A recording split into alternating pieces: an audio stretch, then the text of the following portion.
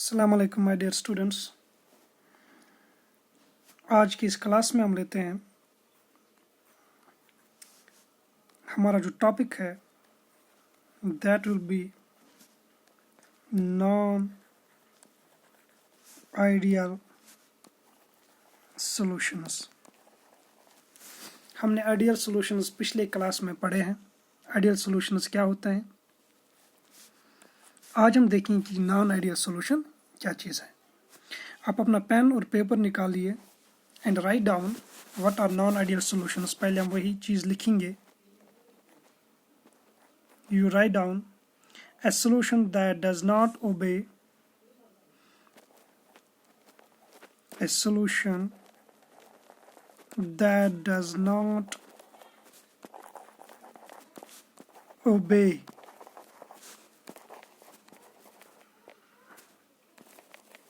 Rod's law or that does not obey Rod's law or entire range of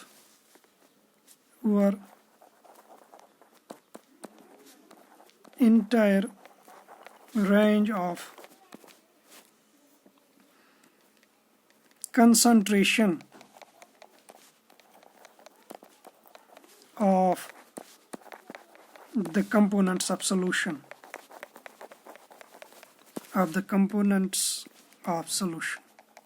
ये चीज़ आप पहले note down कीजिए। हमने बोला था आइडियल सॉल्यूशन इज वंस जिसमें the Raoult's law is obeyed और Raoult's law is followed over all the concentration range of solute as well as solvent.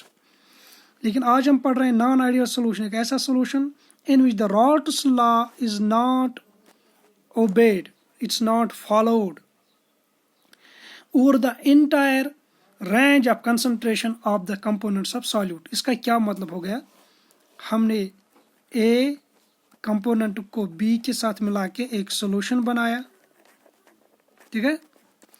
तो suppose the mole fraction of A is represented by X A and mole fraction of B is represented by X B.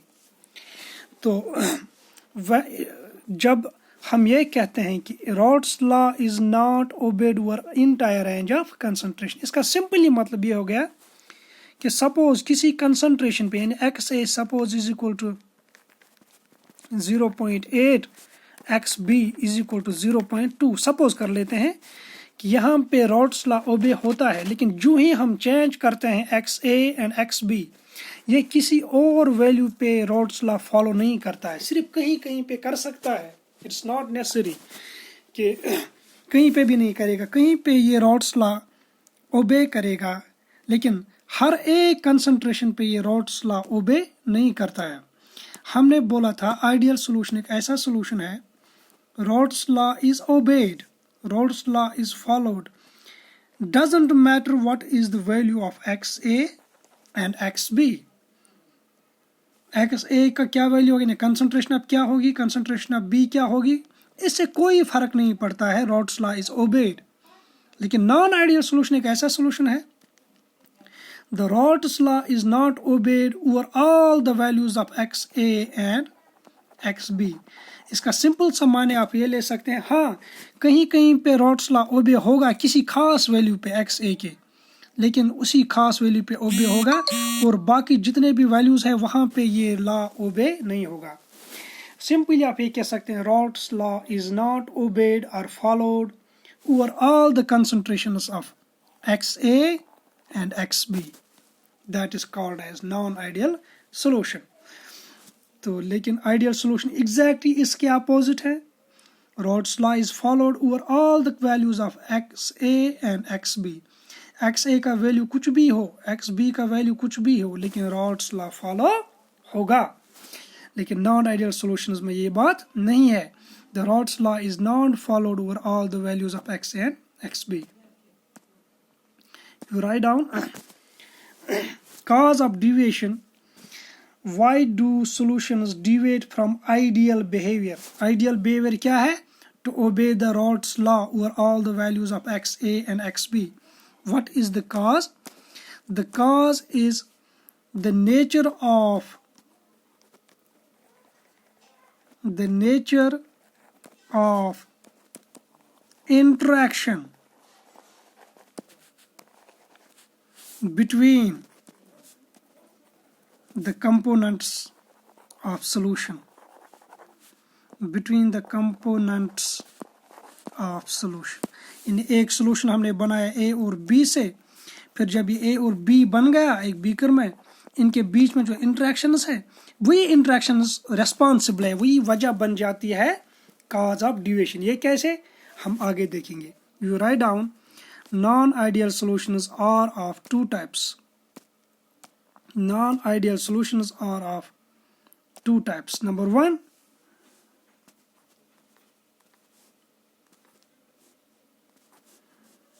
non-ideal solutions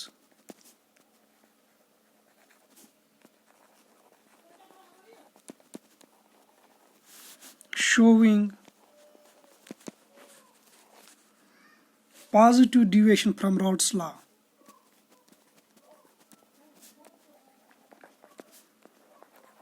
Showing positive deviation from Raoult's law। ये पहला किस्म है। Non-ideal solutions are of two types. Number one, showing positive deviation from Raoult's law। तो हम इस category को पहले समझेंगे, उसके बाद हम दूसरा देखेंगे। यानी non ideal solution showing positive deviation, इसका दूसरा कैटेगरी है non ideal solution showing negative deviation. इनमें क्या होता है, सपोज हमने दो कंपोनेंट्स ए लिए हैं, ये पहले अलग अलग बीकर में थे, फिर इनको मिला के हमने एक ही बीकर में रखा, तो इस तरह से हमारा यहाँ पे क्या बन गया, एक solution. These are pure A and pure B. यहाँ पे क्या है, this is the mixture of A and B. यहाँ पे जो इंट्रैक्शंस होंगी यानी अट्रैक्टिव फोर्सेस ए के बीच में, उसको हम ए से रिप्रेजेंट करेंगे। यहाँ पे जो फोर्स इंट्रैक्शंस होंगी उनको हम बी के रिप्रेजेंट करेंगे, बी लिख के इनको रिप्रेजेंट करेंगे, इनको बी इंट्रैक्शंस कहेंगे। लेकिन यहाँ पे जब इनको मिला के हैं, अब यहाँ पे जो है ए और बी इंट्रैक्शन कर लेते हैं। हम क्या पढ़ रहे हैं, non ideal solutions showing positive deviation. तो हम सबसे पहली चीज ये देखेंगे कि कहाँ पे ये चीज पाई जाती है, कि कहाँ पे पॉजिटिव डिविएशन पाई जाती है। There are some solutions in which the interactions between the components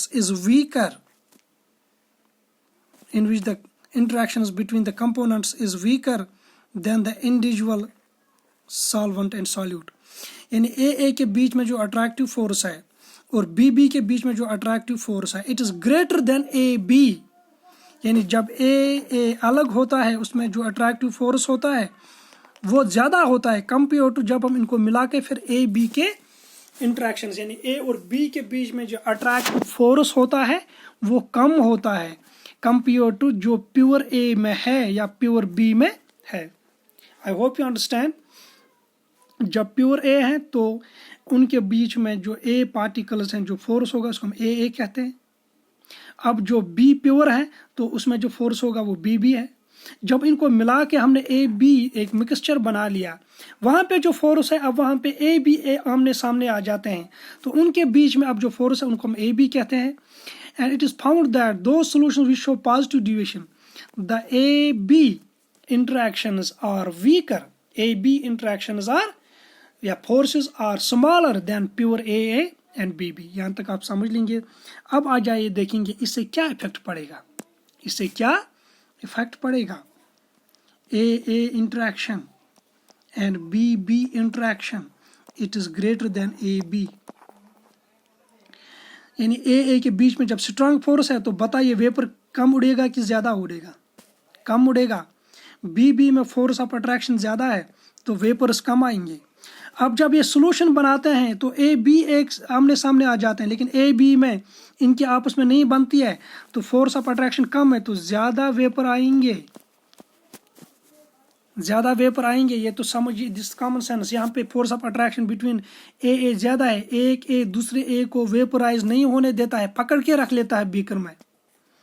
यही हालत बी में, लेकिन यहाँ पे नहीं है। ए और बी के बीच में अट्रैक्टिव फोर्सेस बहुत कम है, यहाँ पे वेपर ज़्यादा आएगा, यहाँ पे वेपर कम आएगा। यानी जब ये प्योर कंपोनेंट्स हैं तो वेपर कम है, जब भी उन्होंने सोल्यूशन बनाया तो वेपर ज़्यादा है, तो दैट मीन्स प्रेशर कहाँ ज़्यादा होगा? Pressure will be more in mixtures than इनका जो इंडिविजुअल प्रेशर होगा।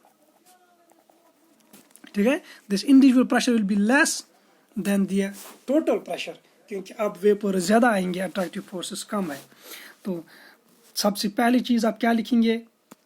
दो solution showing positive deviation, you write down the interactions the AB interactions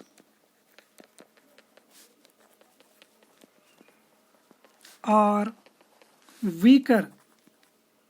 The AB interactions are weaker than AA and BB interactions.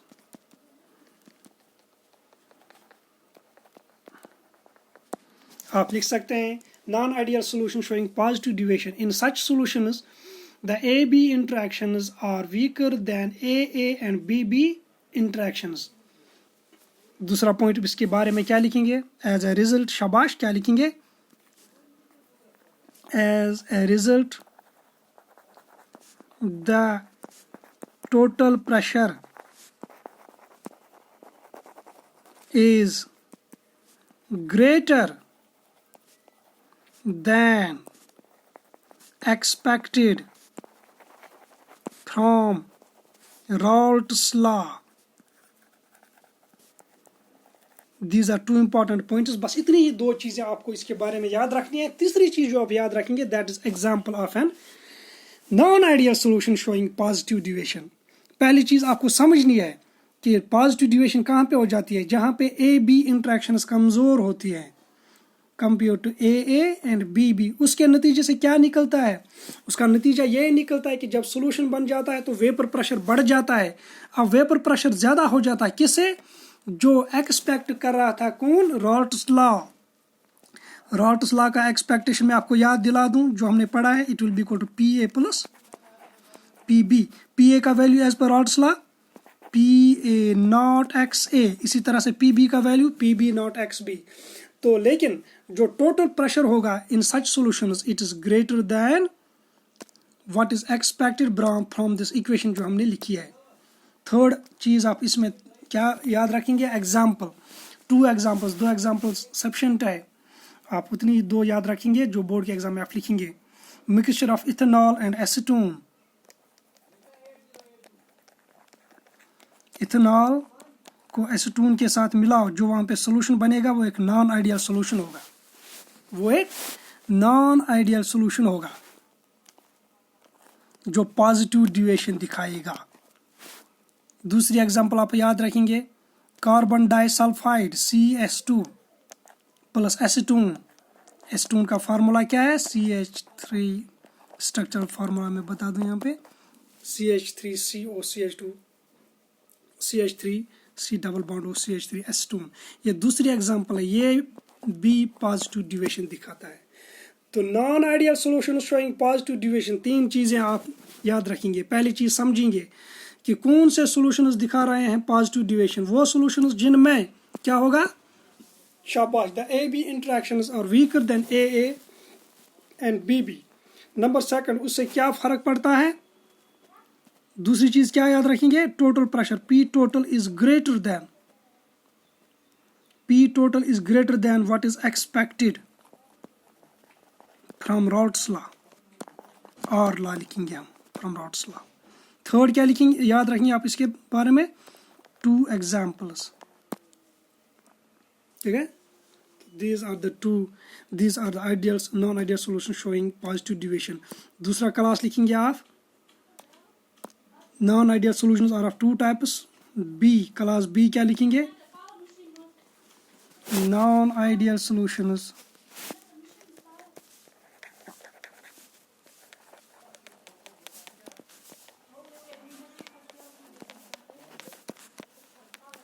showing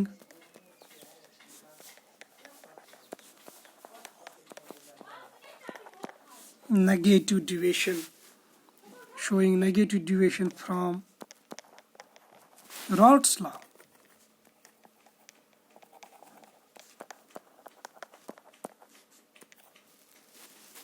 Non-ideal solution is showing negative deviation from Raoult's law. It is exactly opposite of what we have understood so far in case of positive deviation solutions. तो यहाँ पे क्या होता है, A को B के साथ मिलाएंगे, पहले ये अलग अलग है, मिला के सोल्यूशन बनेगा, उसमें रहेगा A B. यहाँ पे जो A इंटरेक्शंस होती है, B इंटरेक्शंस होती है, यहाँ पे क्या होती है, A B interactions. A interactions and B interactions, these are weaker than AB interactions. यानी A के बीच में जो फोर्स है और B के बीच में जो फोर्स है वो कम होता है कंपेयर टू जब इनको मिला के फिर AB इंटरेक्शंस बन जाती है. These AB interactions or this AB force between A and B is greater than pure A and pure B. इससे क्या फर्क पड़ेगा, फिर मैं समझाने की कोशिश, यहाँ पे वेपर आएगा, क्योंकि फोर्स कम है ए के बीच में तो ज़्यादा वेपर्स आएंगे. इंडिविजुअली यहाँ पे देखेंगे तो ज़्यादा वेपर्स आएंगे, लेकिन जब इनको मिलाया तो अचानक इनके बीच में फोर्स ऑफ अट्रैक्शन बढ़ गया. सपोज ए और बी के बीच में हाइड्रोजन बॉन्डिंग बन गई. हाइड्रोजन बॉन्डिंग से फोर्स ऑफ अट्रैक्शन बढ़ेगा ए और बी के बीच में, नतीजे के तौर पे वेपर भी कम होगा.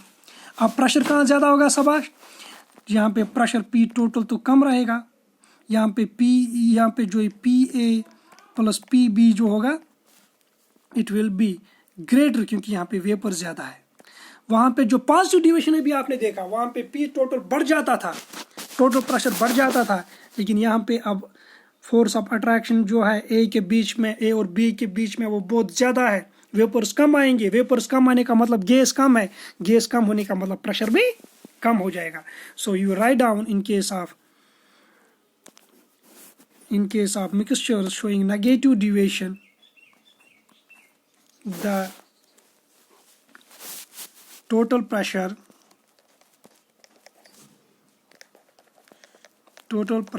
is less than what is expected from our law. Our law means Raoult's law. क्योंकि अब ए और बी जब मिलते हैं तो ए बी इंट्रैक्शन बहुत स्ट्रांग हो जाती है. स्ट्रांग होने का मतलब ना अब ए वेपर में चला जाएगा ना बी, क्योंकि अब उनके बीच में अट्रैक्टिव फोर्सेस बहुत ज़्यादा बढ़ गई है. दूसरा पॉइंट और इम्पॉर्टेंट पॉइंट वो क्या है, the A B interactions are stronger. The A B interactions are stronger than AA and BB interactions. The AB interactions are stronger than AA and BB. और थर्ड पॉइंट आप क्या लिखते हैं, क्या याद रखते हैं, example. Third point will be an example. Mixture of chloroform and acetone. Chloroform plus acetone. ठीक है, यहाँ पे जो है this mixture shows non ideal behaviour but negative deviation. इसी तरह से दूसरी एग्जांपल याद रखिए, फिनॉल प्लस एनिलीन, ये भी क्या दिखाता है, नेगेटिव डिविएशन. दिस एग्जांपल जो है ये आपको याद रखनी होंगी, नेगेटिव डिविएशंस. अगर हम ग्राफिकली दिखाएंगे, ग्राफिकली हमें दोनों दिखाएंगे, you write down graphical representation of negative deviation and positive deviation. इस वक्त हम पढ़ रहे हैं negative deviation. How do we show negative deviation graphically. पहले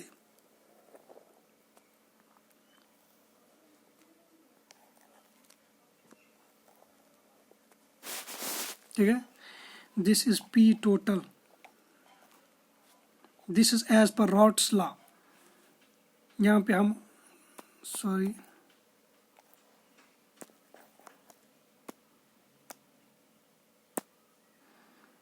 you write down graphical representation of positive deviation and negative deviation. पहले हम लिखेंगे positive deviation.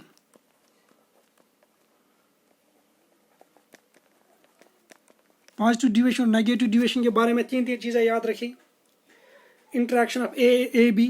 Number second, pressure जो है टोटल प्रेशर उससे क्या होगा. Number third, example. अब पॉजिटिव डिविएशन जो है हम दिखाएंगे graphically. We have to show it in exam. पहले हम देखेंगे simply as per Raoult's law.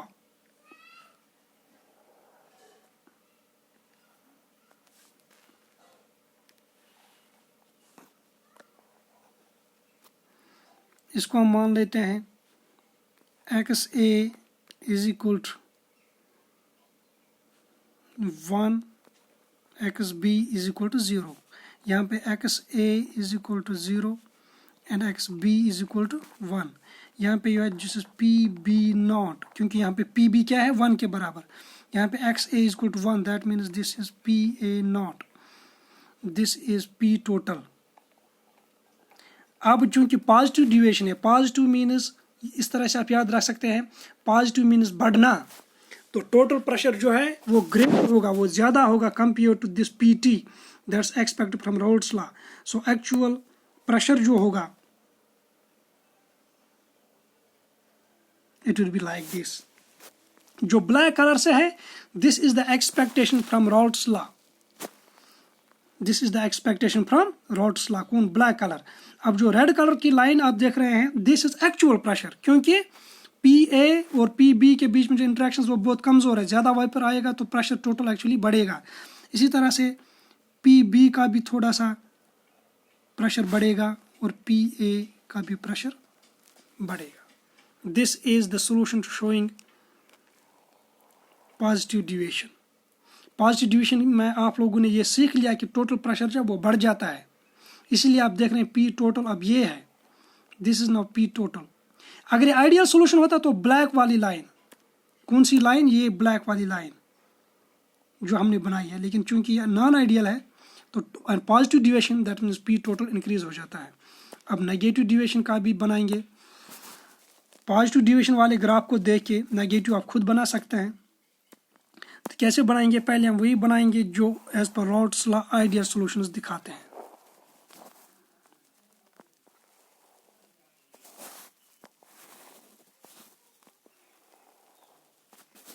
X A is equal to 1, तो दैट मीन्स यहाँ पे जो प्रेशर होगा this will be P A naught, क्योंकि यहाँ पे क्या है X B is equal to 0. यहाँ पे एक्स ए बनेगा 0 and X B is equal to 1, that means it will be PB naught. This is P total, this is PB and this is PA. अब negative deviation दिखाता है. Negative deviation means the total pressure is lower than expected from Raoult's law. ये black line जो है this is expectation from Raoult's law. This one, ये line क्या है?